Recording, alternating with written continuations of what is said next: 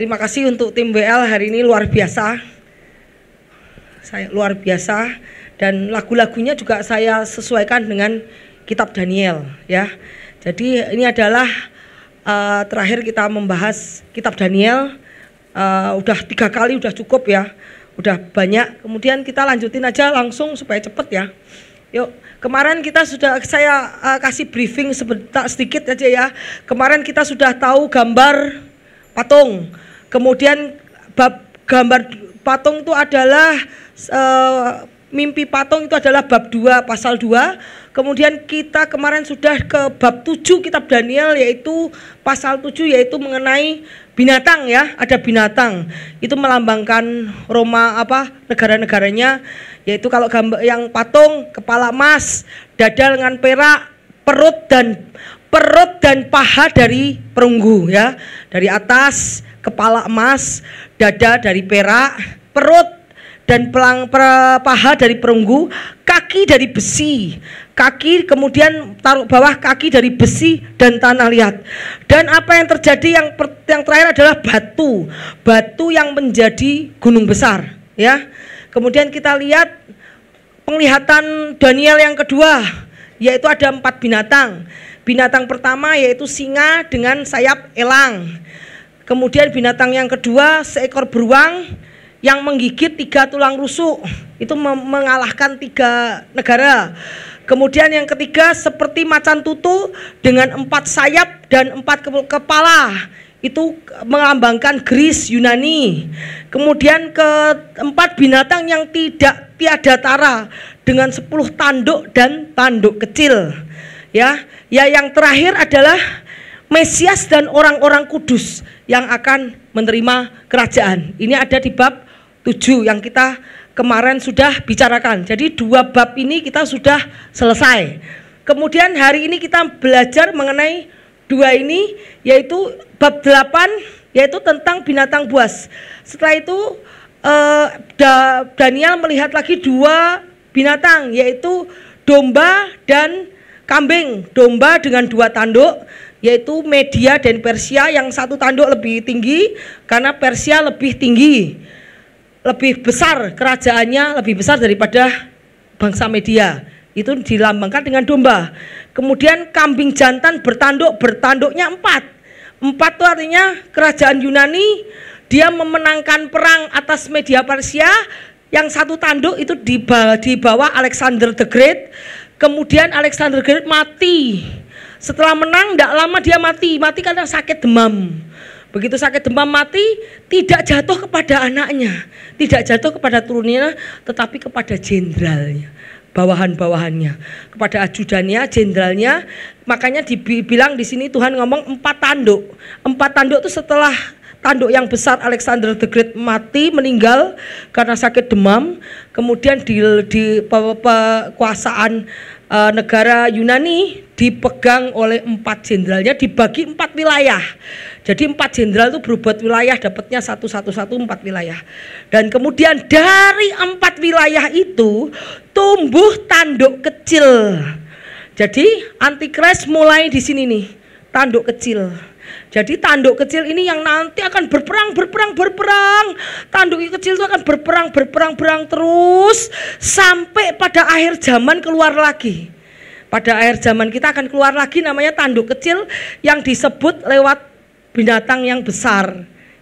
Binatang besar yang keempat itu adalah binatang yang akan terjadi di akhir zaman ini ya.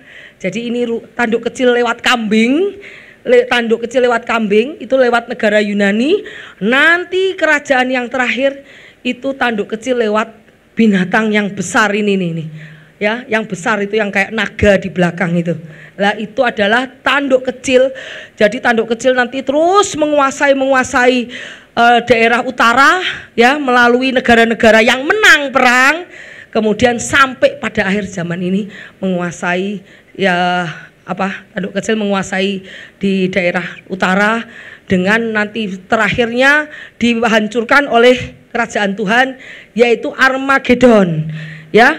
Pada akhirnya dari Babel dihancurkan oleh media Persia dihancurkan Yunani dihancurkan Roma, dan semua kerajaan ini akan dihancurkan oleh kerajaan Tuhan, yaitu Kingdom of God, kerajaan Tuhan yang 1000 tahun akan berkuasa di bumi, ya. Ini adalah kisah tentang Daniel, tentang masa pemerintahan di bumi. Yuk kita lanjut yuk, ya. Jadi kita lanjut bahwa Daniel 11, oleh sebab itu aku memberitakan kepadamu 3 raja lagi muncul dari Persia, dan yang keempat akan mendapat kekayaan yang lebih besar, dan apabila ia telah menjadi kuat, ia berusaha sekuat-kuatnya melawan raja Yunani. Raja Persia itu ada 4, ada yang pertama Cyrus, kedua Darius, Darius II, kemudian Xerxes. Darius itu adalah masa pemerintahan Daniel. Ingat Daniel di kandang singa? Itu pada zaman kerajaan Darius. Kalau Xerxes, ingat cerita tentang Esther. Esther itu diperistri oleh Xerxes. Esther terjadi pada zaman kerajaan Xerxes, di mana Esther dipakai Tuhan untuk melindungi orang Yahudi. Pada zaman Raja Xerxes, pada zaman Persia, itu orang Yahudi mau dibunuh semua sama Haman. Ingat gak si Haman? Nanti besok lain kali ceritakan ya. Dibunuh oleh Haman, tapi Esther menyelamat. Tuhan menempatkan Esther di dalam kerajaan untuk menyelamatkan orang Yahudi. Jadi cara Tuhan itu luar biasa, ya. Jadi ini semua, Xerxes itu negara yang hebat, yang kuat. Makanya dia melawan Raja Greece, Yunani. Ini adalah Xerxes dari Persia melawan Yunani, kemudian menang Yunani. Yuk kita lihat ayatnya. Jadi tanduk yang besar ini adalah Raja Yunani, yaitu Alexander the Great. Kemudian akan muncul seorang raja yang perkasa, yang memerintah dengan kekuasaan yang besar dan akan berbuat sekehendaknya. Ini adalah Alexander the Great yang kambing dengan 1 tanduk. Tetapi baru saja muncul, kerajaannya pecah terbagi menjadi 4 mata angin dari langit, jatuh bukan pada keturunannya tadi saya bilang, tapi pada jenderalnya. Nah ini kemudian 1 patah, kemudian 4 dibagi 4 kepada jenderal-jenderalnya. Makedonia, Asia Minor dibagi. Yang tadinya Yunani 1 kerajaan besar diperintah oleh satu raja, sekarang diperintah menjadi 4 jenderal-jenderalnya, ya. Kasender, Lysimachus, Seleucus, Ptolemy, ya. Yuk lanjut. Ini hanya sejarah ya. Nanti pusing kalau kebanyakan sejarah. Kemudian kita lihat, baru setelah itu muncul raja dari negeri Selatan. Apa itu? Siapa itu raja negeri Selatan? Kita lihat bahwa raja utara adalah Ptolemy. Tadi dibagi 4. Ini 4 nih jenderal. Kasender dia cuman kecil. Kasender di pojok itu yang pink itu Kasender kecil. Lysimachus kecil juga, yang ungu tuh Lysimachus. Kemudian Ptolemy itu Mesir, ini Mesir nih yang merah, yang hijau. Seleucus nih Irak ini. Ini besar sekali. Bayangkan Seleucus tuh besar banget nih segini nih. Besar sekali nih. Seleucus itu sangat besar, Ptolemy hanya menguasai Mesir, kemudian Kasender itu kecil sekali, itu Makedonia, Lysimachus itu Asia Minor. Nah ini Asia Minor, Makedonia, Kasender. Jadi jenderal Kasender menguasai kecil, Lysimachus jenderalnya menguasai kecil, Syria Seleucus itu paling besar segini nih. Wilayahnya paling hebat. Kemudian Mesir Ptolemy. Lah Kasender sama Lysimachus nanti diambil. Si Kasender diambil Ptolemy, Lysimachus diambil Seleucus. Jadi nanti dari 4 ini jadi 2 bagian. Jadi 4 jenderal itu karena kecil-kecil disikat semua sama jenderal-jenderal. Yang Kasender diambil Ptolemy, Lysimachus diambil Seleucus. Jadi ini sama ini hilang, yang atas 2 hilang, tinggal Syria dan Mesir. Jadilah apa tadi? Raja utara dan selatan. Tadi yang 4 hilang lagi 2 karena sudah dijarah, diambil alih sama itu tadi. Jadi mereka musuhan cuma 2 ini, Syria sama Mesir. Jadi ini sudah hilang, tinggal ini sama ini. Lah tapi wilayahnya yang ini sudah sampai sana, yang ini sampai sana. Lah biasanya kalau dua satu utara selatan gontok-gontokan enggak? Pasti yang Raja Utara pengen menguasai selatan, yang Raja Selatan pengen menguasai utara, ya. Makanya kenapa terjadi Raja Negeri dan Utara dan Selatan? Karena ini adalah tadi Alexander the Great, 4 jenderal. Alexander the Great 4 jenderal, 2-nya hilang nanti dari sini, dikuasai semua nanti. Ini negerinya dikuasai semua. 1 tanduk ini adalah tanduk kecil. Siapakah tanduk kecil? Tanduk kecil harus ada dari 4 wilayah ini. Tanduk kecil ada dari 4 wilayah itu. Coba kita lihat lanjut ya.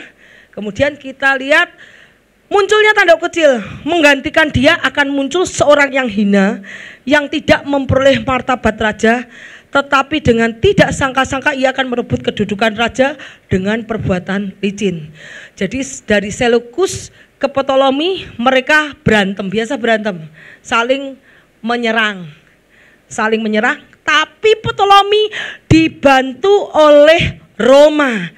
Makanya dari sini kita lihat bagaimana Raja Seleukos dari Seleukos itu sampai memberikan Roma itu apa? Yang putri cantik di Mesir siapa namanya?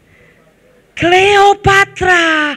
Cleopatra itu adalah anak dari Seleukos, diberikan ke Ptolemy. Untuk apa? Karena Seleukos pengen menguasai Mesir. Seleukos itu pengen menguasai Mesir, anaknya Seleukos namanya Cleopatra diberikan ke Ptolemy untuk menjalin hubungan persahabatan dengan Seleukos. Dengan tujuan apa? Caplok. Tujuannya caplok.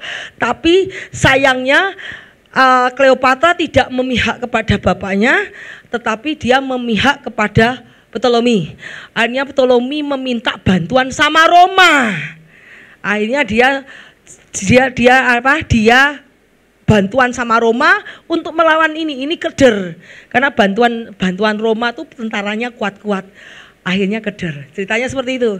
Ya, jadi kita lihat bagaimana Raja Negeri Selatan, Utara, ini North Syria, kuasanya sampai segini nih semua. Dan Egypt cuman segini nih. Egypt tuh sedikit. Ptolemy itu sangat lemah, makanya dia minta bantuan dari Roma. Begitu dia bantuan Roma, ini mulai takut karena Roma gede, kuat. Ini sudah habis Masedon Pergamia. Jadi begitu ceritanya, nih muncullah suatu tanduk kecil.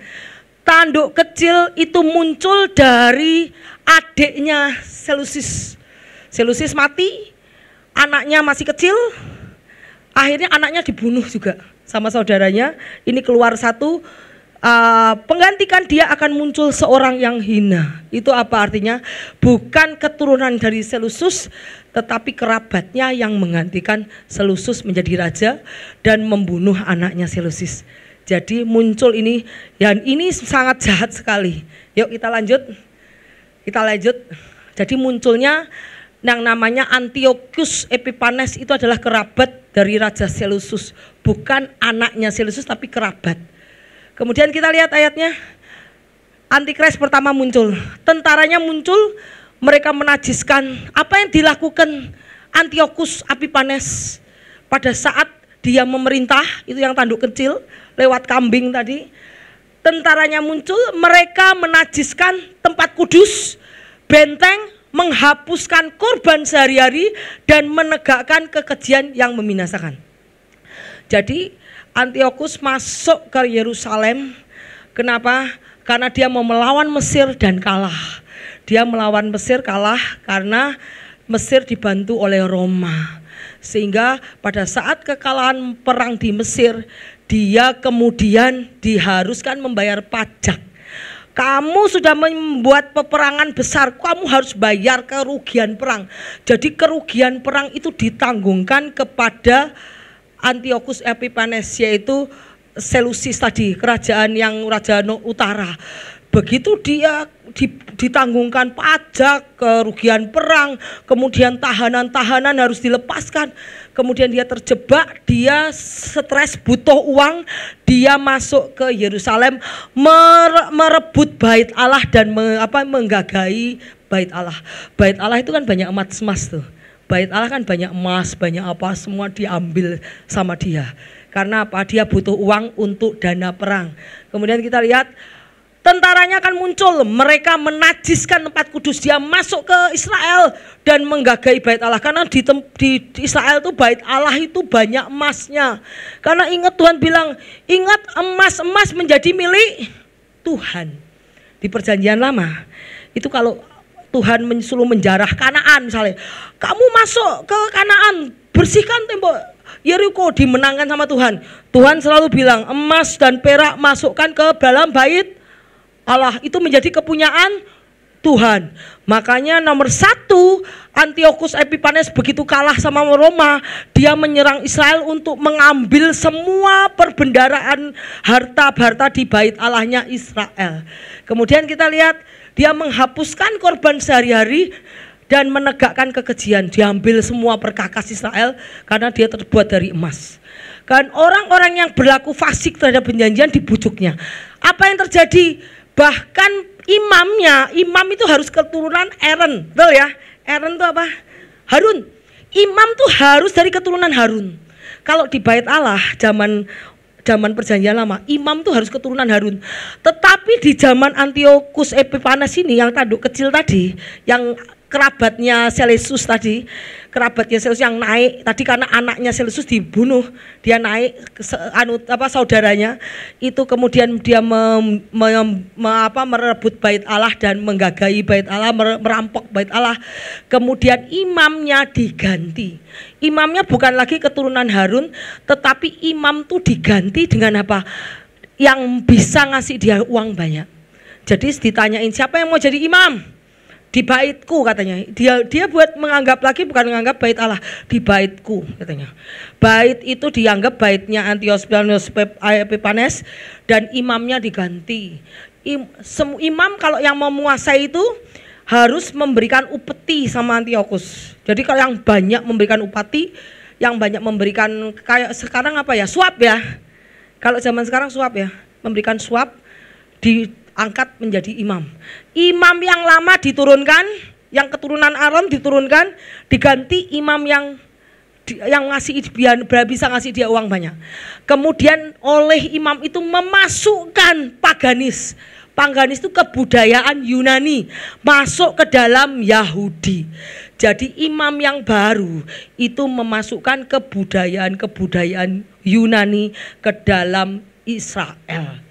Jadi termasuk penyembahan kepada dewa-dewa Yunani masuk ke Israel. Kemudian apa yang dilakukan?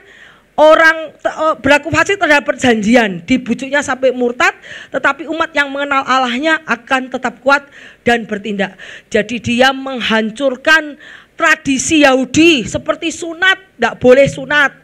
Kemudian festival Yahudi, festival Yahudi seperti Tuhan roti tak beragi, apapun yang dilakukan waktu Musa membawa ke mana? Waktu Musa membawa membawa orang Israel keluar dari Mesir, kan ada perayaan-perayaan itu kan dilakukan pada waktu di bait Allah, pasti festival-festival yang Tuhan suruh lakukan masih dilakukan, tapi saat itu dihapuskan oleh Antiochus. Jadi apa yang diperintahkan oleh Tuhan sama Antiochus dirubah semua, termasuk adat istiadat Yahudi dirubah, termasuk salah satunya yang sunat. Biasanya anak umur berapa harus disunat, tapi dia tidak boleh. Kemudian apa yang dilakukan? Kemudian orang harus menyembah kepada raja-raja. Dia menempatkan bukan Allah Bapa, bukan tabut, tetapi dia menempatkan dewa Yunani ke dalam bait Allah dengan nyupris itu apa namanya, imam yang baru yang tadinya ngasih uang itu. Jadi dia memasukkan paganisme Yunani ke dalam bait Allah. Terus apa katanya? Orang bijaksana, tapi orang-orang bijaksana di antara umat itu akan membawa banyak orang mengerti, tetapi untuk berapa waktunya mereka akan jatuh karena pedang, api, karena ditawan, dirampas. Kenapa? Banyak yang dibunuh. Kenapa? Tidak mau menyembah patungnya Yunani, dibunuh enggak? Bunuh. Jadi zaman ini sama terjadi zaman Daniel pada zaman Daniel yang tidak mau menyembah patung raja, zaman Sadrak Abednego yang tidak mau menyembah patung raja dibunuh. Di sini dia menempatkan patung dewa-dewa Yunani, bahkan patung dirinya suruh menyembah. Kalau tidak mau menyembah, dibunuh. Jadi apa yang terjadi setiap zaman sama, penganiayaan terhadap worship itu penyembahan. Sementara mereka jatuh, mereka akan mendapat pertolongan sedikit. Banyak orang akan membabungkan diri kepada mereka secara pura-pura, ya. Mereka akhirnya kenapa? Setelah mereka menguasai Bait Allah dan merubah hukum di Israel, mengganti dengan cara kebudayaan Yunani, banyak yang berontak. Berontak tuh orang-orang yang kuat dalam Tuhan berontak. Akhirnya terjadi pemberontakan Makabi. Nah, Makabi itu bisa merebut Bait Allah kembali dan menyucikan Bait Allah. Akhirnya Bait Allah disucikan, akhirnya itulah terjadi namanya perayaan Hanukah di Israel. Itu penyucian Bait Allah dari Antiochus Epiphanes. Kemudian sebagian dari orang bijaksana itu jatuh, supaya dengan demikian diadakan pengujian, penyaringan, pemurnian di antara mereka sampai pada akhir zaman. Jadi dikira penyaringan anak-anak Tuhan, pemurnian itu hanya sampai berakhir di sini. Oh tidak, setiap zaman akan terjadi penyaringan, pemurnian, dan pengujian terhadap anak-anak Tuhan. Kita tahu ini sudah berapa generasi, banyak loh. Dari berapa generasi tadi? Babylon, Persia, ini Yunani ya. Habis ini Roma loh. Habis Roma nanti akhir zaman Antikris akan dilihat bahwa orang bijaksana jatuh, mereka akan tewas oleh pedang, oleh ditawan, oleh dirampas. Dengan demikian mereka akan diuji, disaring, dimurnikan sampai akhir zaman. Jadi yang namanya pemurnian, penyaringan, penganiayaan anak-anak Tuhan tidak berhenti sampai akhir zaman Tuhan datang kembali. Sudah ada tertulis di setiap masa, setiap kingdom, setiap empire, kerajaan, setiap pemerintahan selalu ada penganiayaan orang-orang Kristen. Ya, kita lihat bahwa ini Antiochus Epiphanes dia yang tadinya kita harus mempersembahkan kambing diganti oleh babi untuk menistakan Tuhan. Babi kan dianggap binatang haram, diberikan kepada Tuhan. Jadi benar-benar menista Tuhan. Terus habis itu kita lanjut ya. Kita lihat ini adalah abomination of desolation, artinya kejijikan yang menghancurkan. Abomination itu penjijikan. Desolation itu kehancuran.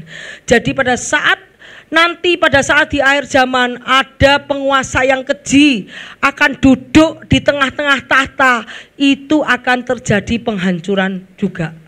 Akan terjadi kehancuran juga. Bait Allah juga dihancurkan lagi. Nanti di akhir zaman Bait Allah akan dihancurkan lagi setelah Antikris akan duduk di tengah-tengah tahtanya. Ya, kita lihat bagaimana ini tadi babi diserahkan untuk korban bagi Tuhan, padahal tertulis tidak boleh binatang yang haram. Kemudian yang kedua, bagaimana Yesus juga dikelilingi oleh iblis-iblis pada saat penyalipan, ya. Kemudian Yesus adalah Bait Allah. Ini kita Bait Allah ya. Bagaimana Bait Allah yang kedua, zaman Titus, zaman kerajaan Romawi, setelah Yesus dibangun Bait Allah lagi, bagaimana dia dihancurkan, dikelilingi oleh banyak army. Dan yang terakhir, nanti pada akhir zaman Bait Allah sudah berubah ya. Sudah jadi apa? Gereja, betul ya? Kalau dulu masih Bait Allah, sekarang Bait Allah sudah berubah menjadi gereja. Gereja nanti juga akan dikelilingi oleh army untuk menganiaya orang, zaman Antikris nanti. Ya, jadi sudah jelas setiap zaman akan terjadi. Yuk, kemudian kita lihat ini adalah masa transisi dari Antiochus Epiphanes sampai pemerintahan Antikris.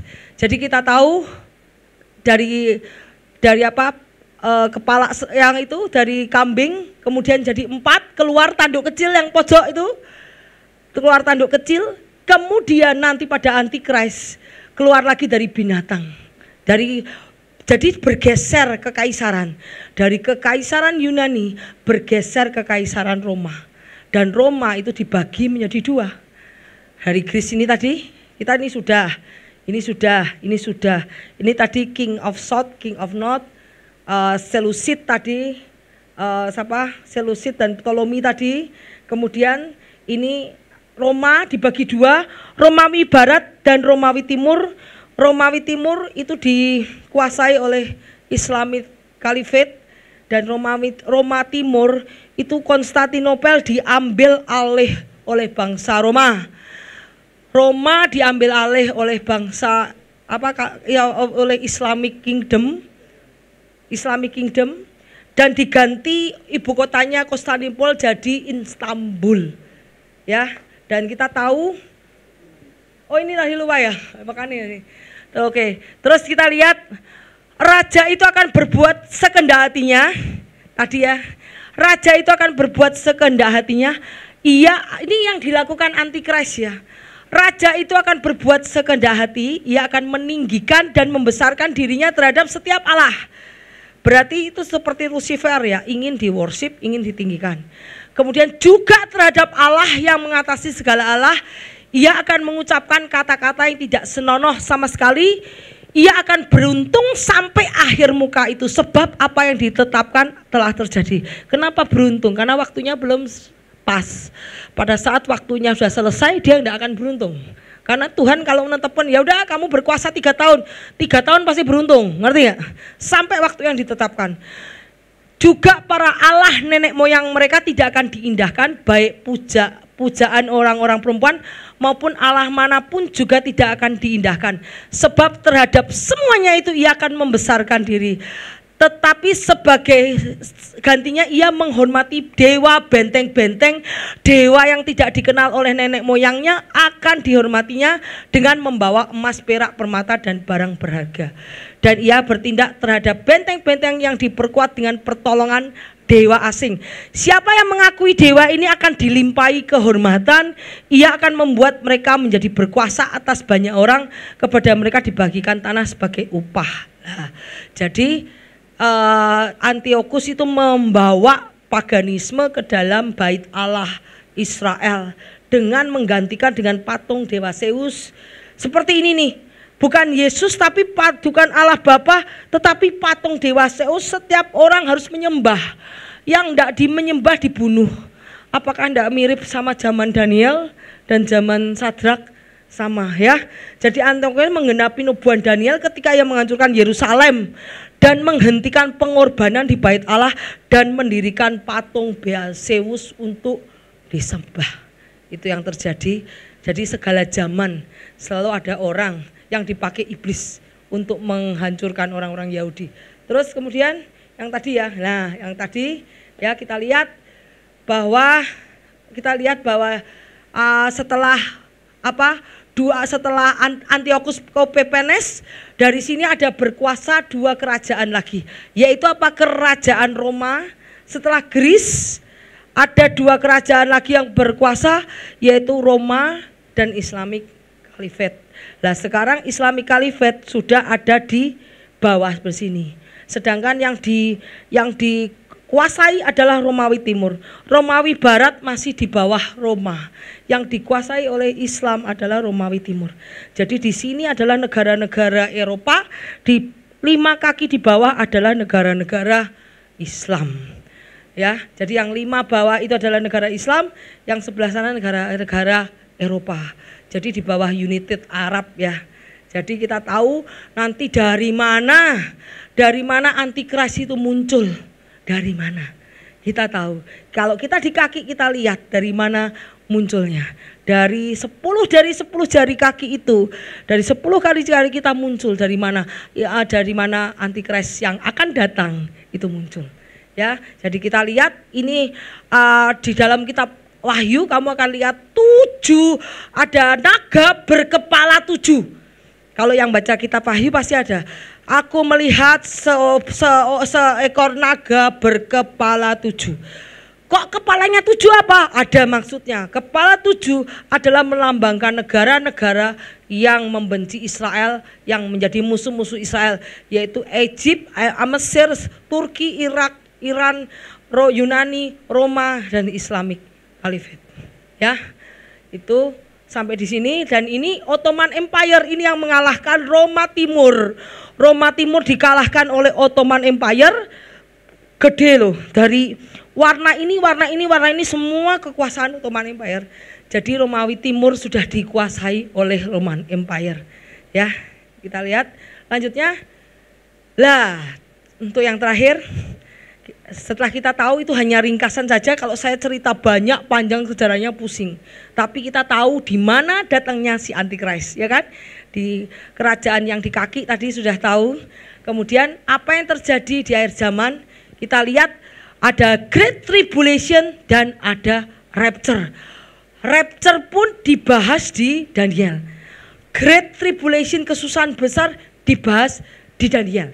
Kita lihat Daniel 12 ayat 1 sampai 13, Rapture dan kebangkitan orang kudus. Kita lihat pada waktu itu juga akan muncul Mikael, pemimpin besar yang mendampingi anak-anak bangsamu. Bayangkan Israel itu ngomongnya sama siapa Daniel. Daniel itu orang Yahudi. Ya toh, oh Daniel orang Israel. Dia bilang, pada waktu itu akan muncul Mikael, akan mendampingi anak-anak bangsamu. Jadi tahu enggak, yang mendampingi Israel itu sekarang Michael. Makanya kalau dibom meleset terus ya. Karena ada Michael yang mendampingi orang Israel, yang melindungi orang Israel. Pada waktu itu akan muncul Mikael, pemimpin besar yang akan mendampingi anak-anak bangsamu, dan akan ada suatu waktu kesesakan besar seperti yang belum pernah terjadi sejak ada bangsa-bangsa sampai pada waktu itu. Tetapi pada waktu itu bangsamu akan terluput, yaitu barang siapa yang namanya tertulis dalam kitab kehidupan.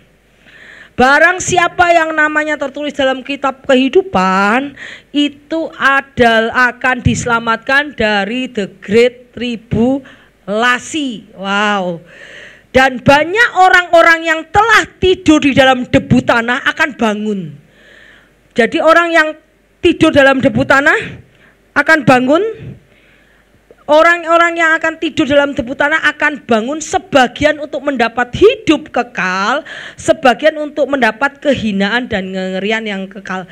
Berarti kan istilahnya kamu yang tidur bangun. Berarti itu apa tandanya? Resurrection body, ya, kebangkitan tubuh. Pada saat sangkakala dibunyikan, orang yang mati dalam Kristus akan bangkit kembali, dan orang-orang yang namanya tercatat dalam kitab kehidupan akan diubahkan tubuhnya. Ya, kamu akan terluput pada waktu kesesakan besar, akan diluputkan oleh Tuhan. Dan kemudian orang yang telah tidur dalam debu tanah akan dibangkitkan kembali, mendapat hidup kekal. Dan sebagian mengalami kehinaan dan dibangkitkan untuk mengalami kehinaan. Ada dua masa kebangkitan. Waktu rapture, kebangkitan orang-orang yang hidup dalam Kristus akan dibangkitkan, dan kebangkitan setelah akhir zaman, setelah masa akhir zaman 1000 tahun untuk dihakimi dan diadili. Orang yang hidupnya tidak dalam Kristus akan dibangkitkan untuk dihakimi, diadili di tahta putih, ya. Kemudian kita lihat nomor 5, orang bijaksana akan bercahaya seperti cahaya cakrawala yang telah menuntun banyak orang ke dalam kebenaran seperti bintang-bintang, tetap untuk selamanya. Jadi orang-orang yang benar itu akan seperti cakrawala, akan seperti bintang yang akan menerangi bumi. Karena bumi, kita lihat bumi itu dalam keadaan gelap gulita. Tuhan menunjukkan bahwa lihat nih, bumi itu sekarang gelap. Tidak ada orang yang suci, tidak ada orang yang benar, tidak ada orang yang kudus. Tapi pada saat akhir zaman, Tuhan akan melihat banyak orang yang dibunuh karena Kristus, dibunuh martir karena Kristus. Dia akan bercahaya seperti bintang-bintang. Jadi Tuhan, pada saat Tuhan tuh hanya melihat dari atas bumi, ada bintang enggak ya yang nongol, kan gitu. Kenapa? Kan semua orang mengikuti antikris sehingga bumi menjadi gelap. Pada saat ada orang yang tidak mengikuti antikris akan muncul satu bintang. Pada saat orang lagi tidak mengikuti antikris muncul lagi satu bintang, sehingga bintang itu bisa menerangi bumi. Ya, jadi Tuhan melihat dunia itu sudah gelap gulita karena semua orang sudah berbuat dosa dan melawan Tuhan. Dan kita lihat pada saat kita menjadi terang bagi banyak orang, kita lihat orang yang mendengarkan terang kita, dia akan terang. Tapi orang yang menolak, memalingkan muka dari kebenaran, dia akan gelap. Jadi gambar ini kamu lihat bahwa orang kita pada saat kita membagikan Injil Tuhan, membagikan kebenaran firman Tuhan, orang yang mendengarkan dia menjadi terang karena kita. Dia menjadi terang karena firman. Dan orang yang menolak firman dia tetap hidup di dalam kegelapan. Karena dunia sudah gelap. Jadi kita lihat, kamu adalah terang dunia. Demikian hendaklah terangmu bercahaya di depan orang supaya mereka melihat perbuatanmu yang baik dan memuliakan Bapa di surga. Ya. Jadi kita tahu bahwa Tuhan melihat pakai orang yang hidupnya dalam Kristus itu dia akan seperti cahaya, mengeluarkan cahaya yang bisa dilihat oleh Kristus, ya. Tetapi engkau Daniel, apa upah Daniel? Kita lihat ayatnya. Tetapi engkau Daniel sembunyikan segala firman itu. Daniel suruh menyembunyikan segala firman itu dan meteraikan kitab itu sampai akhir zaman. Suruh menyembunyikan akhir zaman. Jadi kalau kita lihat memikirkan pada zaman Daniel nggak ngerti. Sekarang banyak orang menyelidiki dan mengerti firman itu karena meterai itu sudah dibuka oleh Tuhan. Karena akhir zaman sudah dekat. Jadi rapture pun dan rapture kebangkitan orang-orang itu sudah diperkatakan di dalam kitab Daniel. Terus lanjut. Kemudian Daniel melihat tampaklah dua orang lain, seorang di tepi sungai sebelah sini dan seorang lain di tepi sungai sebelah sana. Dan seorang berkata kepada yang berpakaian lenan di sebelah atas sungai ini, bilakah hal ini yang terjadi? Jadi Daniel dikasih penglihatan lagi, ada malaikat datang di sebelah sungai. Daniel tanya, kapan hal ini terjadi? Kapan kesusahan besar terjadi? Kapan orang yang keluar dari debu tanah, bangkit dari debu tanah terjadi itu kapan? Tanya Daniel. Kemudian orang yang berpakaian lenan itu bersumpah demi Tuhan, itu malaikat ya, sambil mengangkat tangan 1 masa, 2 masa, dan 3 dan setengah masa. Jadi 1 masa itu setahun, 2 masa itu 2 tahun, setengah masa itu setengah tahun. Jadi Antikris akan diberi kuasa 3,5 tahun untuk berkuasa di bumi. Dan setelah berakhir kuasa perusak bangsa kudus itu, maka segala hal semua digenapi. Dan setelah selesai kuasanya 3,5 tahun selesai, dan Tuhan akan menggenapi nubuatannya. Ya toh? Kemudian kita lihat, adapun memang ku dengar hal itu, aku tidak memahaminya, tetapi Tuanku, apakah akhir segala ini? Tetapi ia menjawab, pergilah Daniel, sebab firman ini tersembunyi, termeterai sampai akhir zaman. Terus yang bagus ayat 10, banyak orang akan disucikan, dimurnikan, dan diuji. Jadi guys, teman-teman semua, saudara-saudara, Bapak Ibu, kita itu semua disucikan, dimurnikan. Walau tidak dengan kekerasan, belum pakai pedang, pakai tetangga, kiri kanan, teman-teman, teman kantor, kayak ibu, saudara, tetangga yang memurnikan kita, tetap kita harus setia sama Tuhan. Ya, itu belum pakai pedang ya, sampai nanti pakai pedang pada Antikris ya. Semua orang akan dimurnikan, disucikan, dan diuji. Tetapi apa kata Tuhan? Orang fasik akan berlaku fasik, dan kelak seorang dari fasik akan memahaminya, tetapi orang bijaksana akan memahaminya. Sejak dihentikan korban sehari-hari dan ditegakkan dewa kekejian adalah 1290 hari.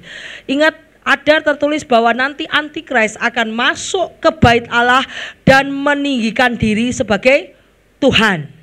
Seperti tadi ya, Antiochus Epiphanes, dia masuk ke bait Allah, meninggikan dewa Zeus dan dirinya sendiri untuk disembah. Pada akhir zaman akan terjadi lagi bahwa bait Allah sedang dibangun, tetapi ingat bait Allah bukan untuk Tuhan Yesus, tetapi bait Allah untuk Antikris yang akan bertahta di tempat itu. Dan ingat, setelah dihentikan korban sehari-hari dan ditegakkan dewa kekejian yang membinasakan, itu terjadi 1290 hari. Kenapa? Karena Tuhan akan datang menghancurkan bait Allah. Tadi bait Allah Antiochus Epiphanes dihancurkan setelah ada dihancurkan oleh Romawi, kerajaan Romawi Titus, dan nanti bait Allah setelah ada kekejian di mana di situ bukan Tuhan yang berkuasa, tetapi Antikris yang akan memerintah, duduk di kursi untuk disembah. Nanti bait Allah pun akan dihancurkan oleh Tuhan sendiri, untuk Yesus sendiri. Kapan waktunya? Kapan waktunya bait Allah dihancurkan? Berapa? 1290 hari. Ini adanya hanya di kitab Daniel. Amazing, di kitab lain nggak ada. Hanya di kitab Daniel. Dikasih waktu yang tepat 1260 hari. 1260 hari yaitu satu masa, dua masa, setengah masa, itu masa Antikris. Kalau satu masa, dua masa Antikris itu ada di kitab Wahyu, yaitu 1260 hari. Tetapi di sini tidak ada 1260 hari, nggak ada, hanya di kitab Daniel. Karena setelah terjadi bait Allah, dia bertata di bait Allah, dia akan dihancurkan, ya.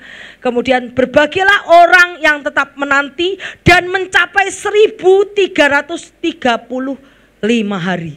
Ada apa? Ada waktunya juga 1335 hari. Nah, terus apalagi apa kata si Daniel? Apa kata Tuhan kepada Daniel? Daniel, engkau pergilah sampai tiba akhir zaman dan engkau akan beristirahat dan akan bangkit.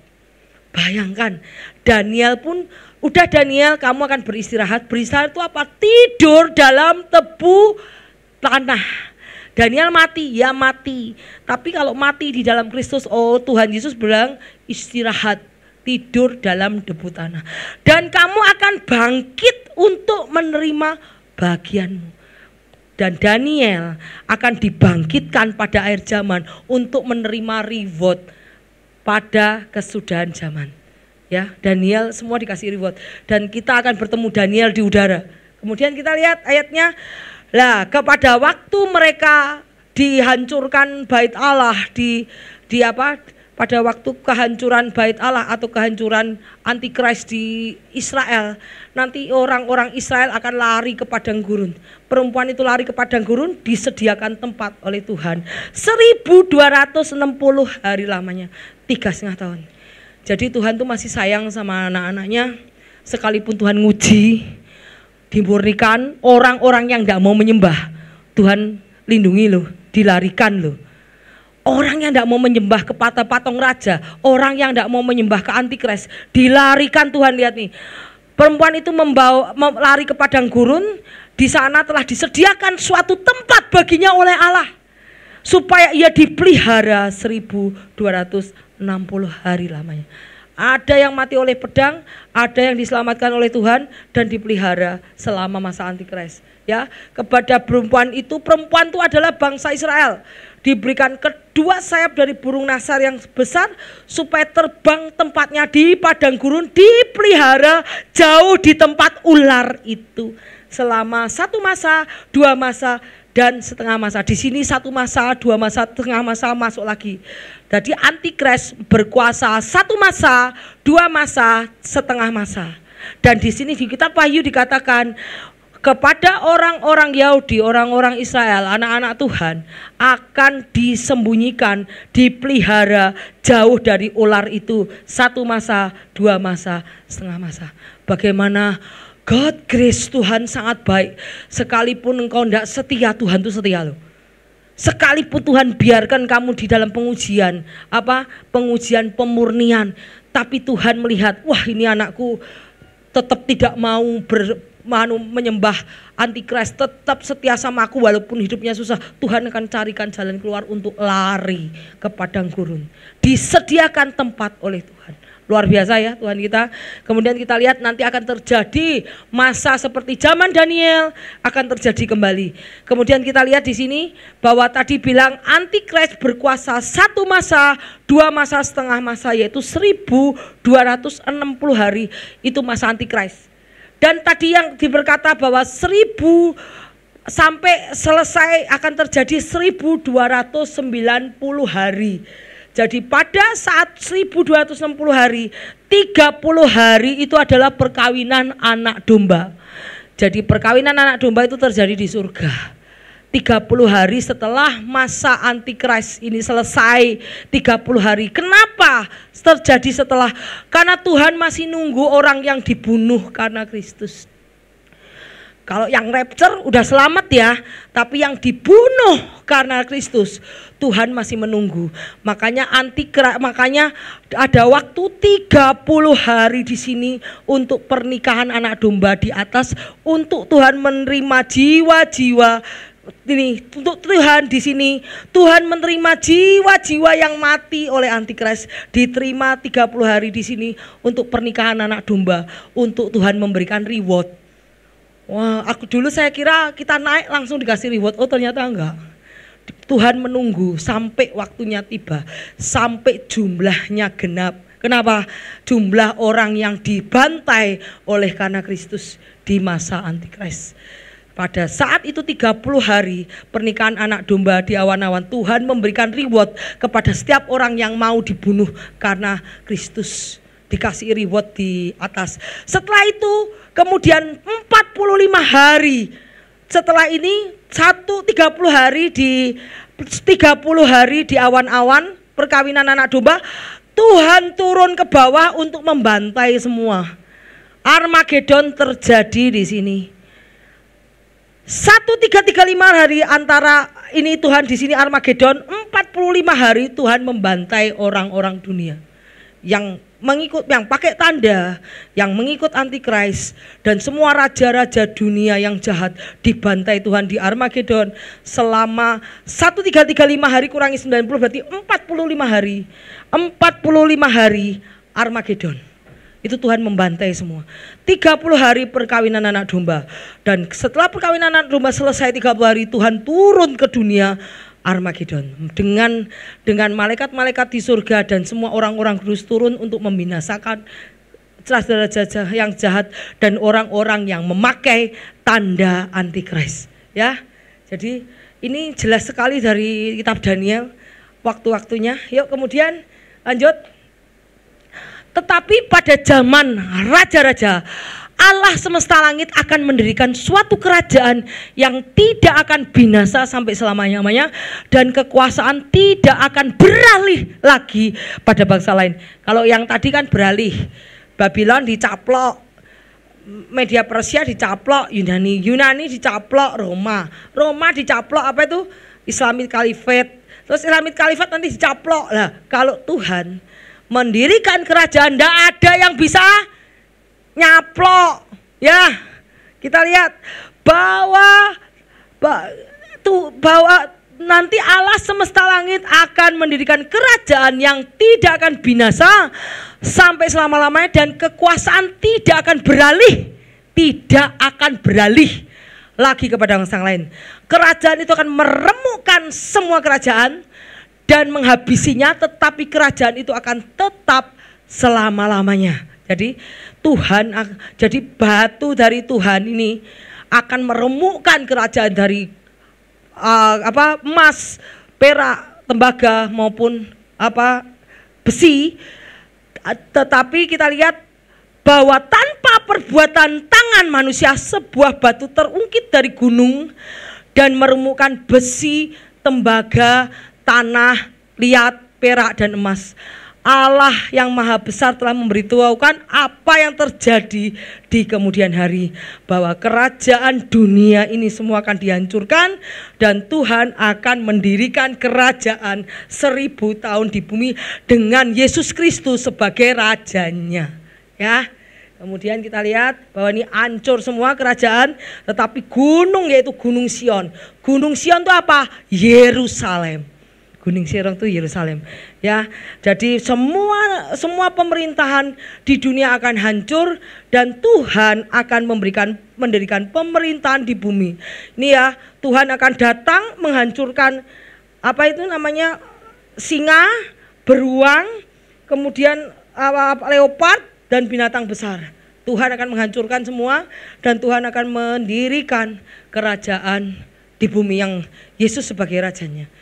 Yuk kemudian kita lihat bahwa kerajaan Tuhan dilambangkan dengan tadi apa? Batu yang menghancurkan semua kerajaan dunia. Kerajaan Tuhan dilambangkan dengan batu. Apa artinya? Mari kita lihat Yesaya 28 ayat 16, sebab beginilah firman Tuhan, sesungguhnya aku meletakkan sebagai dasar di Sion sebuah batu, batu yang teruji, sebuah batu penjuru yang mahal, suatu dasar yang teguh. Siapa yang percaya tidak akan gelisah. Jadi ingat, Tuhan memberikan batu perintah di mana? Gunung Sinai, di gunung, yaitu perintah Allah. Ini adalah menjadi hukum-hukum Tuhan, ketetapan Tuhan. Dan apa yang terjadi di Alkitab itu adalah perintah, larangan, ada apa yang harus dilakukan, hukum dan ketentuan-ketentuan yang harus dilakukan. Jadi kita lihat, siapa yang percaya tidak akan gelisah. Tetapi Yesus memandang mereka dan berkata, jika demikian, apakah arti nas ini? Batu yang dibuang oleh tukang bangunan telah menjadi batu penjuru. Barang siapa jatuh kepada batu itu, ia akan hancur. Barang siapa ditimpa batu itu, ia akan remuk. Ya. Kemudian Matius 21 ayat 42 berkata, kata Yesus kepada mereka, belum pernahkah kamu baca dalam kitab suci, batu yang dibuang oleh tukang bangunan telah menjadi batu penjuru. Batu penjuru itu batu yang penting di dalam bangun. Kalau tidak ada batu dasar itu kamu tidak akan bisa bangun. Bangunan tidak akan menjadi kuat atau koyah. Istilahnya tiang pancang, betul ya? Tiang pancang ini ya, bangunan ini ya, kalau tidak dikasih tiang pancang dengan batu yang besar, ya toh, tidak akan bisa memuat sampai 8 lantai seperti ini. Jadi yang namanya batu penjuru itu batu sebagai dasar bangunan, sehingga pada saat ada badai, ada topan, ada apa, ada tsunami atau ada apa, dia tidak goyah bangunan. Itu batu penjuru. Kemudian ia berkata bahwa kata Yesus bahwa batu yang dibuang oleh tukang bangunan telah menjadi batu penjuru. Hal itu terjadi dari pihak Tuhan, suatu perbuatan ajaib di mata kita. Sebab aku berkata kepadamu bahwa kerajaan Allah akan diambil daripadamu dan akan diberikan kepada suatu bangsa yang akan menghasilkan buah. Kalau bangsa itu kalau dunia ini diberikan kepada orang-orang yang tidak menghasilkan buah bagi Kristus, Tuhan akan ambil balik. Sama ya, talenta juga. Kalau talentamu tidak digunakan bagi kemuliaan Tuhan, Tuhan bisa ambil balik. Jadi apapun yang Tuhan sudah berikan kepada kami, dikembalikan bagi hormat kemuliaan nama Tuhan. Tuhan akan memberikan dengan talenta yang baru.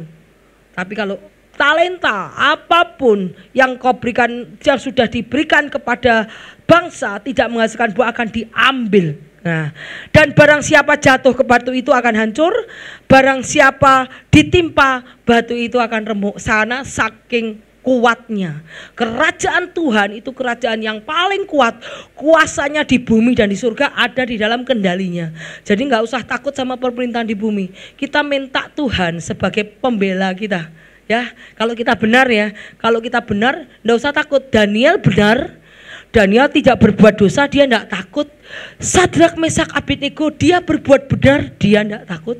Sekalipun dia harus mati, sekalipun dia dimasukkan ke gua singa, dia enggak takut. Sekalipun dia dimasukkan ke api, dia enggak takut karena dia berbuat benar. Barang siapa engkau berbuat benar, kamu enggak usah takut, karena Tuhan akan membela. Ya, kita lihat ayatnya, maju. Kemudian kita lihat 1 Petrus 2 ayat 49. Dan datanglah kepadanya batu yang hidup itu, yang memang dibuang oleh manusia, tetapi dipilih dan dihormati oleh hadirat Allah. Dan biarlah kamu juga dipergunakan sebagai batu yang hidup untuk pembangunan suatu rumah rohani, bagi suatu imamat kudus untuk mempersembahkan persembahannya rohani, karena Yesus Kristus berkenan kepada Allah. Jadi kalau Tuhan adalah batu, kita juga adalah batu yang hidup, ya. Persembahkan hidup kita sebagai batu yang hidup, baitnya Tuhan, bait kudusnya Tuhan. Kemudian sebab ada tertulis, aku meletakkan di Sion sebuah batu yang dipilih, sebuah batu penjuru yang mahal, dan siapa yang percaya kepadanya tidak akan dipermalukan. Jadi siapa yang percaya kepada Yesus tidak akan dipermalukan, itu janji Tuhan. Kemudian karena itu bagi kamu yang percaya ia mahal, tetapi bagi mereka yang tidak percaya batu itu dibuang. Kalau kita sudah mengenal kerajaan Allah dan kebenarannya, batu itu seperti mahal harganya, seperti mutiara yang tak ternilai hartanya. Tapi kamu kalau tidak mengenal, ini apa nih batu, tidak percaya, mutiara ini lebih banyak hartaku. Padahal kerajaan surga dan kebenarannya itu lebih dari semua harta di surga. Karena pada saat kamu mendapatkan kerajaan surga, kamu makan, kamu tidak akan lapar. Kamu minus, kamu haus, kamu tidak akan kehausan lagi. Kamu minum, kamu tidak akan pernah haus. Kamu lapar, kamu tidak akan kekurangan lagi. Apa yang kamu butuhkan semua sehari-hari dipenuhi oleh Tuhan. Itu adalah kerajaan surga dan kebenarannya. Dan prinsip tentang multiplikasi dalam kerajaan surga. Ya, kita lihat. Karena itu bagi kamu yang percaya ia mahal, tapi bagi mereka tidak percaya batu itu dibuang oleh tukang bangun. Apa artinya? Bukankah Yesus ditolak oleh Yerusalem? Yesus ditolak di Yerusalem, Yesus ditolak oleh imam-imam Farisi ahli Taurat, Yesus ditolak oleh banyak orang saat Yesus datang ke dunia. Sampai dia malah melepaskan Barabas dan menyalabkan Yesus. Itu penolakan banyak orang kepada Yesus. Yesus ditolak, tetapi Yesus dihormati oleh Bapa. Kenapa? Karena Yesus datang ke dunia untuk melakukan kehendak Bapaknya sampai taat sampai mati. Dia tidak takut dipermalukan orang, tapi ia menghilangkan keakuannya, menghilangkan bagiannya untuk mentaati kehendak Tuhan. Jadi walaupun dibuang oleh orang, kamu walaupun dibenci oleh orang, walaupun disisihkan oleh orang, tetapi jangan sampai engkau dibenci oleh Tuhan. Jangan sampai kita disisihkan oleh Tuhan. Yesus dibenci oleh orang, dibuang oleh tukang bangunan, tetapi Yesus dihormati oleh Bapa karena dia melakukan kehendak Bapanya, bahkan rela dipermalukan, rela dibunuh, rela hidup dianiaya untuk melakukan kehendak Bapanya. Maka Yesus dihormati Bapanya. Ya. Kalau kita malu, gengsi dong, masa aku dipermalukan?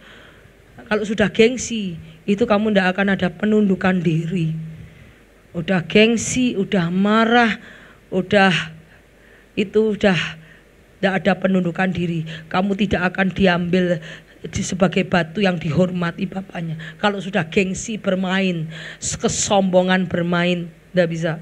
Yesus tidak pakai gengsi, Yesus tidak pakai kesombongan saat dia diludahi, dihina, disalib, hanya untuk melakukan kehendak Bapaknya, taat sampai mati. Yesus tidak gengsi. Karena itu batu yang dibuang oleh orang banyak sama Tuhan dipungut, sama Allah Bapa dipungut, diletakkan di atas batu penjuru, dibuat di tahta yang dihormati orang yang membuang tadi. Luar biasa. Jadi jangan takut kalau dibuang orang yang tidak mengenal firman, tapi takutlah kalau engkau dibuang Tuhan. Ya. Kita lihat ayatnya. Mereka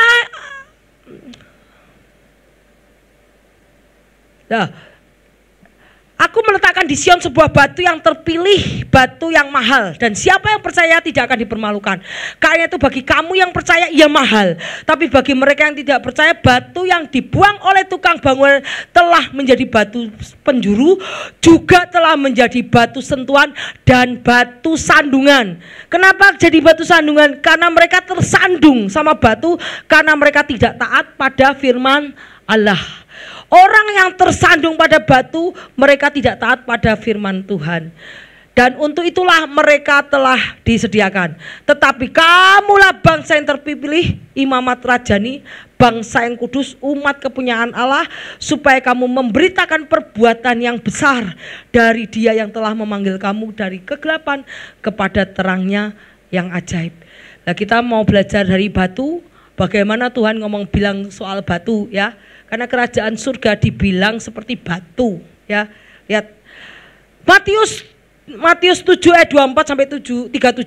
Setiap orang yang mendengar perkataanku ini, ia akan melakukannya. Ia sama dengan orang bijaksana yang mendirikan rumahnya di atas batu. Kemudian turunlah hujan dan datanglah banjir. Lalu angin melanda rumah itu, tetapi rumah itu tidak rubuh, sebab didirikan di atas batu. Kemudian, tetapi setiap orang yang mendengar perkataanku ini dan tidak melakukannya, orang yang mendengar firman tiap hari di gereja, tapi bukan pelaku firman, dia akan sama dengan orang bodoh yang mendirikan tanahnya di atas pasir. Sama Tuhan dikasih hujan, dikasih badai, udah aduh takut, kalah sama dunia, aduh kalah, diperes orang, aduh kalah, diancam orang udah nyerah. Itu orang yang mendengar firman Tuhan tidak menjadi pelaku firman, itu mereka akan kalah dengan dunia. Kalah dengan dunia. Tetapi orang yang mendengar firman Tuhan menjadi pelaku firman, dia tidak akan takut oleh dunia. Kalau dia hidup dalam kebenaran, karena Tuhan yang akan membela dia. Kita lihat ayatnya ya.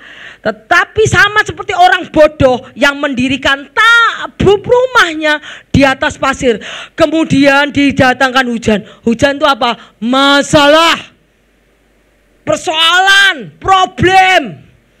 Kemudian turunlah hujan, datanglah banjir, lalu angin melanda rumah itu sehingga rubuhlah rumah itu, hebat kerusakan. Apa itu angin? Apa itu badai? Masalah. Sama Tuhan kasih aja masalah, jebret, pasti ngelemprek hilang. Tidak punya iman, karena iman tanpa perbuatan adalah 0-0. Karena apa? Perbuatan apa? Karena kamu bukan pelaku firman, dengar doang kalau di gereja. Tetapi pada saat kehidupan sehari kamu tidak mempraktekkan iman itu kalau dikasih masalah sudah kalah. Jawab, bukankah kita Tuhan bilang, I'll be a conqueror, aku menjadi pemenang, because you fight for me, karena engkau yang berperang lewat aku.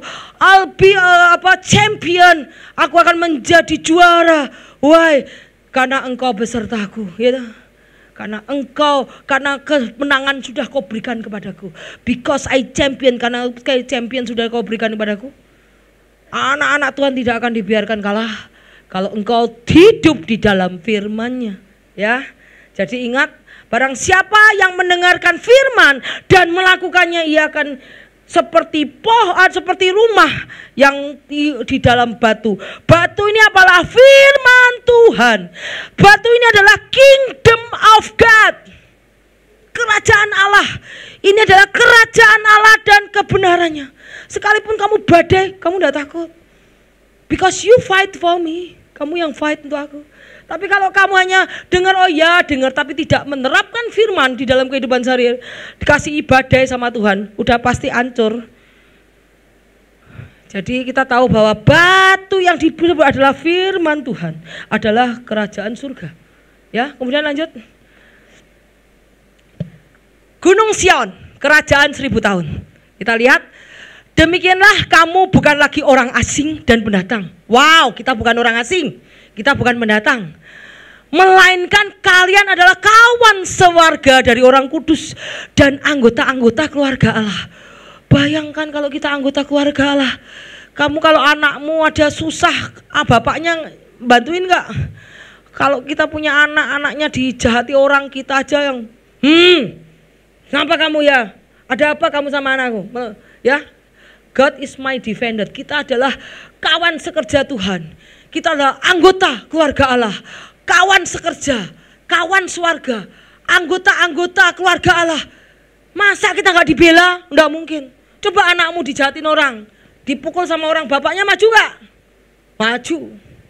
Apalagi kita adalah anggota keluarga Allah.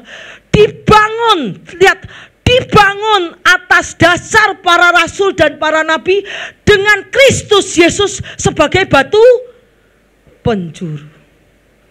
Penjuru, ya. Kemudian kita lihat, bersorak-soraklah, bersukarilah hai putri Sion.